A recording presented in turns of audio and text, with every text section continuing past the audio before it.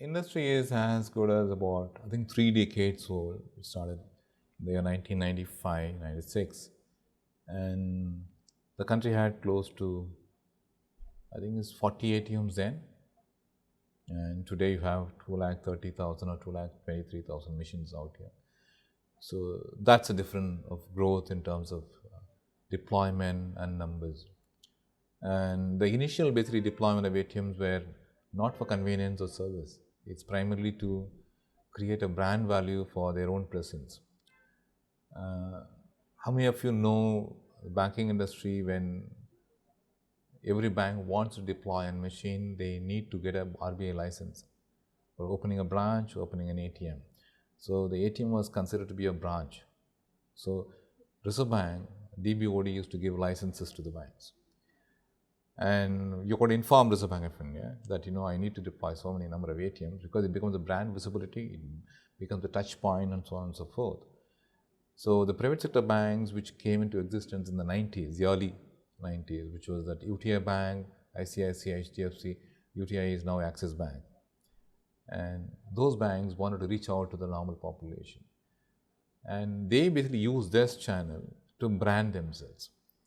So the first one to do this very effectively and of course successfully was ICICI Bank, who deployed the first few hundreds of ATMs. And from then on, there is no looking back. And it was followed by HDFC, then it was Axis, then it was IndusInd Bank, Global Trust, Bank of Punjab, Centurion, then the public sector bank started. Public sector banks started basically deploying machines only in the years 2000 plus. And because even then, the cost of these machines, which used to be in 90s, 30 lakhs, dropped down in 2002 to somewhere around 8 lakhs, 9 lakhs. So the public sector banks got into the fray and they started deploying. The first one largely to deploy machines was Bank of India. And I did the first outsourcing in Bank of India in 2000. And you will all be surprised that the contract I signed up was 225 machines for 3 years. And every year I need to deploy 75 machines. Imagine from there 225 to now basically in thousands and thousands and thousands. And even as we speak, and the minimum any bank will roll out today in the country, the last one I saw, we picked up the order in Dena Bank is 1,200 machines. The bank like Dena Bank deploys 1,200 machines. Bank of India, imagine those numbers. So ATM has become the primary channel of not only services but branding, visibility of the bank into the public eye, and thereby the consumerism actually took place. So banking became technology, or it became technology banking primarily because of ATMs. And that drove the point of even basically getting a core banking at the back end. Because anywhere you can go withdraw money from any ATM, otherwise you've got to go to the specific branch, specific counter, use your token to withdraw. So I think it's anywhere banking and any device banking started with ATMs. So now it is on mobiles and so on and so forth. So ATM has been the primary channel of digital banking, so as to say. And I was one of the basically lucky few who got enrolled into this industry in the 90s, 96. I used to work for a bank called UTI Bank, now it's Axis Bank. And we deployed the first 7 machines for the bank. That was the start of my association with the ATM industry. And 98, I switched over from banking to non-banking, which is where I joined a company called India Switch Company, which was then setting up an ATM network for all the banks together. And when this company was already existing, they were already running about 30 machines, and it was basically just used by all the banks, including Citibank. And ICICI didn't have the numbers. So I came to the company as a VP and the ATMs used to be down for 3 days. And used to get a lot of brickbats from the customers, bankers, the IBAs, Reserve Bank, so on and so forth. My first job was to basically set up the network, efficiently run it. I was not a sales guy, I was not a marketing guy. I was primarily a banker who was a technology guy, operations guy. So my job was to basically run the ATM network, real time, available 24 hours 7. That's the only job I had. The challenges was too many in terms of really educating the people and the bankers to use ATMs. How many of you today, I don't know, even now we have, as we see in the hotel rooms, when we just check into a room, you put a card, the whole lights comes up, okay? Then you check out, you pull out the card, the whole light goes off. That's the same philosophy used to be in the banking industry then. Every bank used to open at 10 o'clock in Bombay, and they used to put one switch, the whole lights used to come up. And when they want to close up at 2 o'clock, they used to switch off that one switch, and the whole basically just bank goes down, meaning lights goes off. And the ATMs were part of the branches. There was no offsite ATMs, they were all on-branch ATMs. So most of the banks, when they basically just deployed ATMs on the on-site, at 2 o'clock they used to put out the switch. Even the ATM used to go down. They didn't know nothing, there is a main switch is basically for them. And everyone used to come and shout at us because we were running the network. They said, my ATM is down. So it was the same thing like the earlier days, I don't know, my generation of people, when they used to start printing. They switch off the printer, they'll give a print device command, it now used to print. But you've got to switch on the printer to print, right? The same philosophy used to be there. So we learned ATM from basics there. And they were the OS was OS2 machines. You don't find OS2, that OS2 is an IBM operating system. Now every machine runs on Windows, graphics, there were no graphics machines. It was just basically blue screen and white letters on the screens. So from there, the whole generation of basically just ATMs have changed from what it is. I need to have value-added services. You have basically bill pay. You can do a mobile top. You can do a prepaid top. You can buy your cinema tickets if you are not in India, but otherwise. You can basically buy condoms, sorry to tell you. In Europe, yes, it is allowed. So ATMs can be the completely different channel for basically rendering customer-centric services. Even tokens for basically hospitals. Or even basically going to any other place. If you want to buy tokens, you can basically, postage stamps used to be bought, gift stamps used to be bought, gift checks can be done, railway tickets, airplane tickets used to be dispensed through ATMs. So ATMs can be a different basically play in the future to come. Of course, basically just nowadays with mobile, the whole thing basically just takes a different turn. But those times, it was the future of those evolution.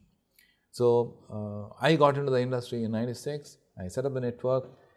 And it grew from basically just those 30 machines to 2003 we had some 1,300 machines on the network, and the country had hardly about 2,000 machines at that time. And the largest were again ICICI Bank and HDFC. Citibank was part of my network, Stancy was part of my network, Greenlace was part of my network, ABN AMRO was part of my network, Abu Dhabi Commercial Bank was part of my network. So even the foreign banks used to be part of the network then. And then for whatever reason, the network was owned by IBA, not us. We were only a service provider, technology service provider. IBA closed down the network in 2003. Possibly they thought it was too early and the network was closed down. The network used to be called as Swadan. Swadan means my money. And it was the first shared payment network promoted by RBI, run by Indian Banks Association in the country. So that has become history, 2003. And I, being part of this organization which was running this, I had nothing else to do other than to basically just do something else. So my whole instinct was to survive this company for some value and revenue. So all I did was created a concept called outsourcing of ATM services. That's the first outsourcing services which we did. So I went to the Bank of India chairman, who was the deputy chairman of IBA. Said, please don't close it. And you have already, I had a dues of somewhere around close to 3 crore rupees from the banks. They are not paying. You are closing the network, so do something about it. So chairman was Mr. K.V. Krishnamurthy. He very clearly said, Mani, don't talk about the associations, collectiveness, it doesn't work here. What you can do for Bank of India? I said, I can deploy ATMs. That's where he gave me 225 machines order for Bank of India through, of course, a tendering process. And I started deploying every year 75 machines for Bank of India on an outsourced model, meaning every day he will pay me 3,300 rupees for offsites, 2,500 rupees for on-site for every machine I deploy. That's the first outsourcing model in the country. Good, it happened. We generated a lot of revenue. The first year we hit revenue of 4 crore rupees, which was something very big that time. And my promoter, he thought it was a cash cow. He sold it off an MNC for about $20 million and walked out. And I was left without no job. So I became an ATM consultant, was without a job for 7 months. And that was the time, there was another friend of mine who used to run a company called FSS. He called me up and he said, Mani, I want to do outsourcing. Why can't you set up this whole business for me here? So I said, okay. Because I was anyway out of the job, so I basically went and set up FSS Net Services, which was the ATM piece of FSS that time. And it was in the year 2004, November. And we basically deployed Vijaya Bank, we deployed Bank of Maharashtra, we deployed UCO Bank. We closed out some 500 machines within the business-wise in terms of signing up contracts. But we deployed some 200, 300 machines within the first year. And me and basically the promoter then, we used to be working for the same bank earlier days as clerks in Indian Overseas Bank. So friendship and basically just business normally don't go together. Because you tend to basically just mix up things, right? Or we always have a disconnect. You think, yeah, he should be much more closer to me. He doesn't think, no, I'm a promoter now, I must not be. So there are very differences anyway comes out of this. So possibly I had to leave him in 2007. And I joined a company called CH Technologies. And that company was a JV between SBI and TCS. And they did similar thing as an outsourcing model, but for core banking, not for ATMs. Meaning core banking hosted in a central cloud and the banks can use it for a price, monthly fee. So it was a similar model like I was doing on the ATM side. So that gentleman was another friend of mine. He used to be from ABN AMRO earlier days where I know him. And he called me up, Mani, let us set up basically a comprehensive banking infrastructure for the banks to use, whether it is ATM, retail, point of sale, core banking, any other channel. The bank can plug in and basically use it for a service. I said, it's a great idea. So I joined the organization as a chief marketing officer then. And we did well. In fact, I think as I speak today, CH has about 25,000 branches connected to it. And much larger than even SBI. And they have some thousands of ATMs also connected to them. So that is basically on a transaction-based model, a monthly fee-based model. But that was that. I think I was anyway always working for somebody else, but I always had an intent. I think I could possibly create an organization. And in 2011, when the Ministry of Finance came out with an offer to deploy 65,000 machines in the country, that was a big number. 65,000 numbers is a good number for any. The country had only 80,000 numbers that time. The whole country had 80,000 ATMs. But he was coming out with an offer to deploy 65,000 machines. So it was basically just almost 100% of the one which is already existing. And the model under which he was trying to basically come out with floated a tender for Madhya Pradesh. And it was won by one of the organizations. And the banks were not happy with the price point. Ministry was not happy with the price point. Vendors were not happy with the services basically offering, the scope of services that needs to be offered. So there was a lot of disconnect between the banks, the vendors and the ministry. So I was in basically CH and most of them thought possibly just, Mani is anyway basically an ATM man, but he could possibly not be a key man to do anything because everyone had an organization. My own peers had an organization. FSS was there, AGS was there, Prism was there, NCR, DBOL, everyone was there. So they said, okay, Mani could represent us to speak to the bankers and the ministry to spec the correct scope of services for a right fee. So that's where actually I walked into this whole 65,000 piece. So I became basically a spokesperson or a coordinator for the vendors. And the bankers' coordination were SBI because he's my joint venture also, so I could possibly just relate to them easily. And the ministry said, okay, you guys decide how do you want to do it. So SBI represented 6 banks and I represented 9 vendors. So we discussed the way how to basically go about this process of RFP process. So when we did the whole lot of process, I saw a small window of opportunity where I can start an organization still bid for the contract. Even though not alone, but through a consortium of 2 or 3 players. So I thought, okay, let me just resign my job in CH and start a company on my own and set up basically a organization that can bid for this process. And time was on my side. I did a consortium with NCR, another partner. We bid and we won the first contract for Maharashtra Circle. And the rest is history. And as I sit in front of you, now I have about 6,000 machines from 24 banks deployed, making a revenue of 14 crores per month, closing the books for this year to close to some 170 crores of revenue, and with an EBITDA of 30%, infusion of capital to an extent of 270 crores, and employee strength of 200 plus. And of course, the awards that you have seen is what I think that's what it is EPS today.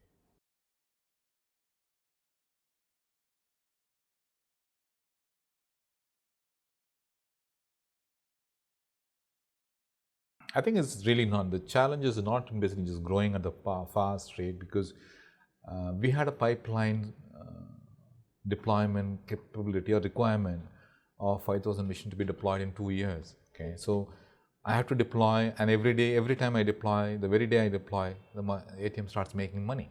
Okay, so in terms of basically revenue, generation, this was not a challenge. The challenge actually was in terms of actually raising money for deployment. Meaning, imagine, I think, as I deploy 500 machines, okay, within a period of say 1 month. Next month, the 100 machines will start giving me revenue.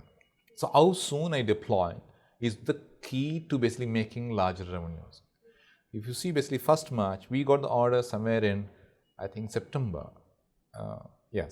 July, September. And next March, we basically deployed, I think, 200, 300 machines. The 200 machines actually gave me the 4 crore revenue.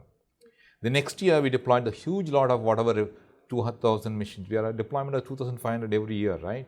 So we deployed another 2,000 in the next year. That 2,000 plus the previous year 300 machines would have given me the revenue of the 65 crores. The next year, 5,000 machines will give me the whole lot of basically. So it will anyway have to grow in terms of revenue. So the faster growth rate in revenue is not a challenge. The challenge was actually in creating enough liquidity in the system to basically get the money, advance, debt, equity to infuse in the capital, where I have to buy ATMs, buy ACs, UPS, sites, buy people, get people to basically deploy, and basically have the operational efficiency in place to basically maintain and manage the mission. That was the greatest challenge.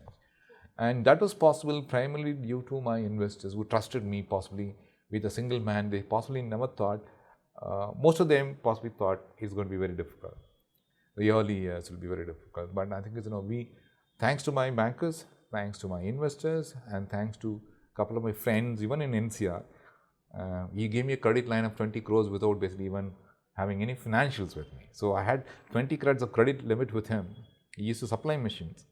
But I used to basically deploy, then make revenue and pay him off. So I think it was a well thought out plan, and thanks to my efficiency of the finance team, which made it work then. But for them, I think it would have been a very difficult Himalayan task.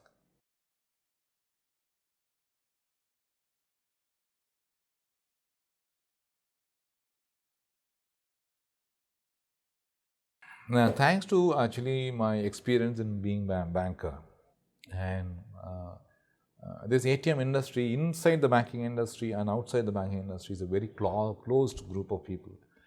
And we all knew each other very well. And the credibility is basically not built over in a single day. It's built over a period of time that I have been in the industry. So most of them knew me well as a banker, as entity on the other side. And I have worked with every one of their people, whether it is even the ATM vendors, the site deployers, the bankers. It's more to do with basically this. They trusted me more than basically just my credibility. Yes. So, but for the trust, I think is possibly I would have never been able to do this. Yes. Absolutely. I think it's more to do with, I think it's consistency in your basically just thought and action. I think it's your the credibility comes out of basically what you speak and what you deliver. The very day when you speak and deliver something else, the credibility is lost. So I think possibly I had carried on that credibility for long in speaking what I could do and not basically just speaking what. That's why I'm not a sales guy. I'm not a marketing guy. I'm an ops guy. So operations guy possibly will never basically overcome it.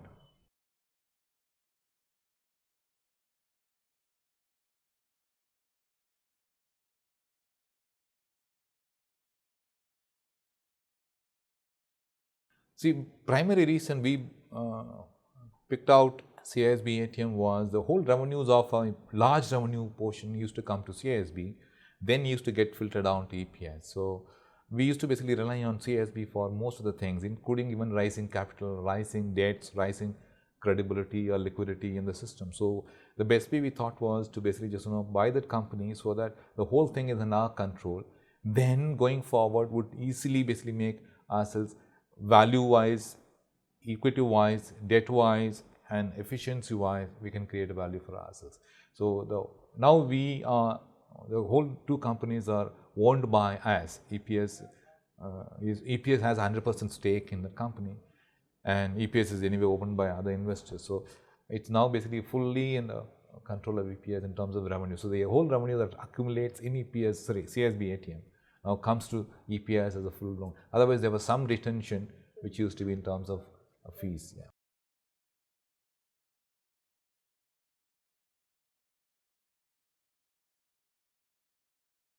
Not in the near future, but I think it's ultimately all of us would like to basically, because the way we have grown is possibly just we are eating into a lot of basically we are consummating a lot of capital. So we have to go IPO, but not in the near future. We are planning to go IPO in a couple of years' time, where we would like to have a turnover of close to 1,000 crores. As we speak, and I think we'll be touching 200 crores this year. Maybe I think it's in a couple of years down the line, when we hit close to the 1,000 crores, we'll go for an IPO.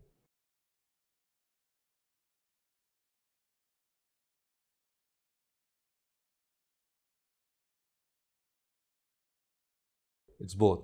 We will do organic, which is again a strength now. We continue to do it. And we'll also basically go inorganic because this space has to have a consolidation phase. And most of the players who will possibly be consolidating, the guys who would possibly know what is the business they are running. And if most of the people who could possibly come in and possibly can't sustain the business, because if you don't know the business, you can't run the business of so much capital intensive business.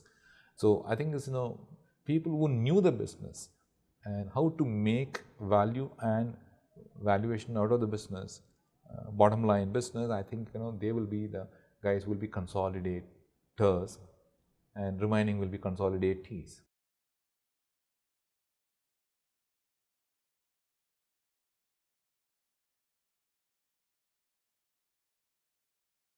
This thought seated in me when I did a project in CH with SBI.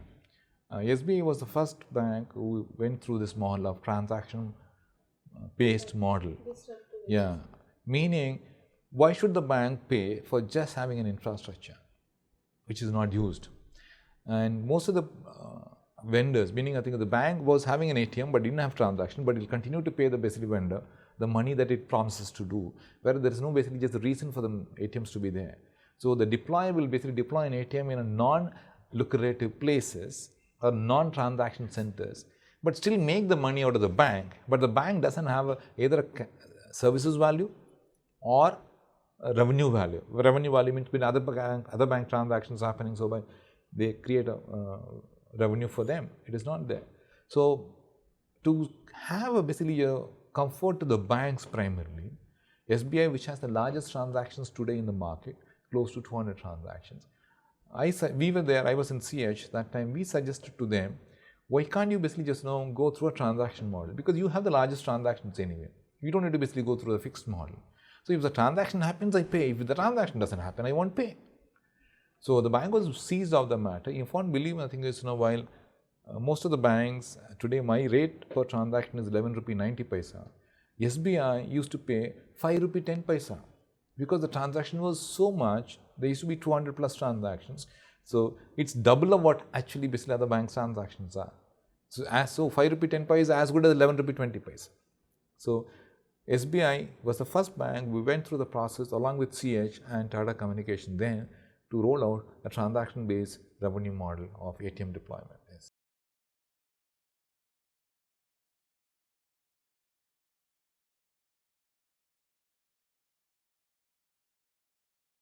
In terms of basically technology service partners and non-technology service partners, the technology piece basically consists of the ATM vendors, ATM maintenance guys, which is again the same ATM vendors, and of course basically just first line maintenance guys who will possibly do a first level of maintenance of ATM cleaning, housekeeping, consumer replenishment, first line basically just ATM has gone out of order, switch on, that sort of a guys.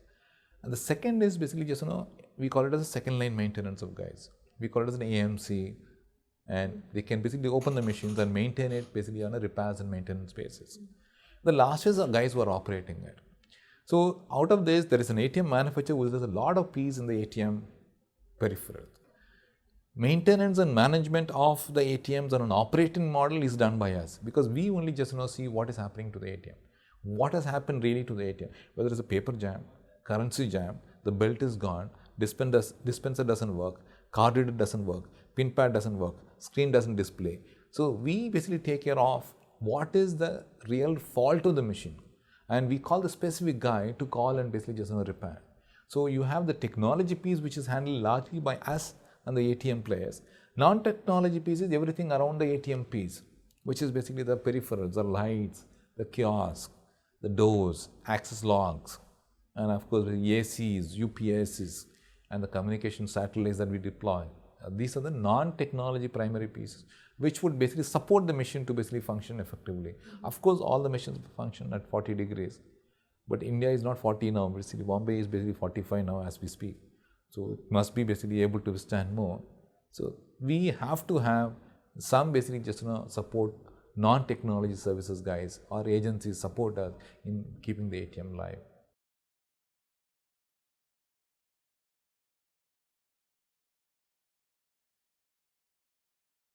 ATMIA is a global organization of ATM association of various industry bodies and so forth. They operate almost in all countries in India, all over the globe, and we became one of the first basically just players to be part of that association, and we have taken they have taken us into the regional governing board. That's what it is, which means I think that shows about the quality of recognition that basically comes out of them, because normally, if you go into those ATMIA association, it is NCRs, DBOLD, the international manufacturers who are basically part of the organization. Not many Indians are there.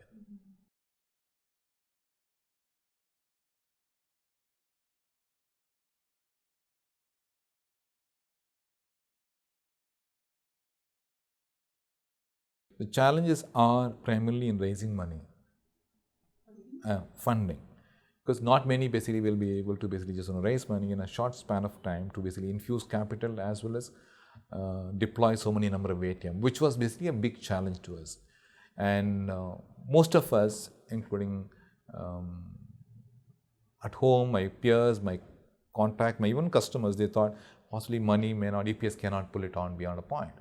But that's where I think it's our credibility helped. Our long-standing association with the bankers, customers, community, vendors, ATM manufacturers helped us to deploy these numbers. Now, as we speak, I think if you ask me, when you compare with those challenges, or you call it as dilemmas, this is not, I don't see anything much bigger than that as a victim. Because I'm much well capitalized now, a lot of basically just cash, and going forward, I have money to basically just buy out good companies, good businesses, good opportunities, which is there for sale. At the same time, pick and choose the right business to basically work with in terms of the payments market. So as I see the past, I think that this is much lesser.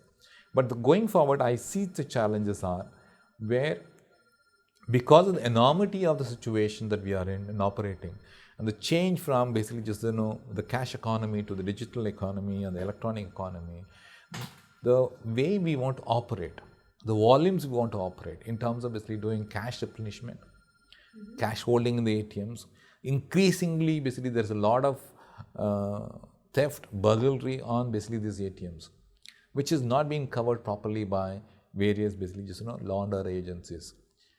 It's beyond them because it increases the basically risk appetite, right? Initially it was not there. So the more the number of basically ATMs, more the number of risk also. And we don't have enough people to handle at the basically the machinery level.